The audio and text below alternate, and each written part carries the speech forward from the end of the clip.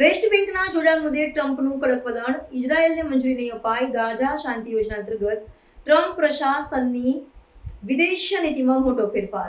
અમેરિકાના રાષ્ટ્રપતિ ડોનાલ્ડ ટ્રમ્પે ઇઝરાયેલ પેલેસ્ટાઇન મુદ્દે એક મહત્વપૂર્ણ અને અણધાર્યું નિવેદન આપ્યું છે.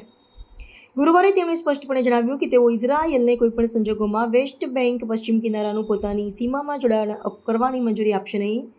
તેમનું આ કડક વલણ ઇઝરાયેલના વડાપ્રધાન બેન્જામિન નેતન્યાહુની સંયુક્ત રાષ્ટ્ર મહાસભાને સંબોધિત કરવા માટેની મુલાકાત પૂર્વે આવ્યું છે, જેણે આંતરરાષ્ટ્રીય રાજકારણમાં નવી ચર્ચાઓ જગાવી છે. ટ્રમ્પનું આ નિવેદન તેમના પ્રશાસન દ્વારા ગાઝામાં શાંતિ સ્થાપવા માટે રજૂ કરાયેલી 21 સૂત્રીય યોજનાનો એક ભાગ માનવામાં આવે છે.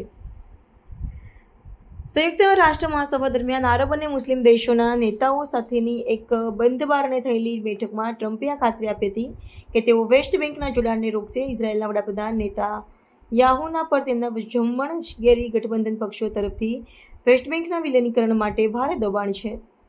ત્યારે ટ્રમ્પના નિવેદનથી તેમની મુશ્કેલીઓ વધી શકે છે. આ નિવેદન ટ્રમ્પની અત્યાર સુધીની ઇઝરાયેલ તરફી નીતિમાં મોટા ફેરફાર તરીકે જોવામાં આવી રહી છે.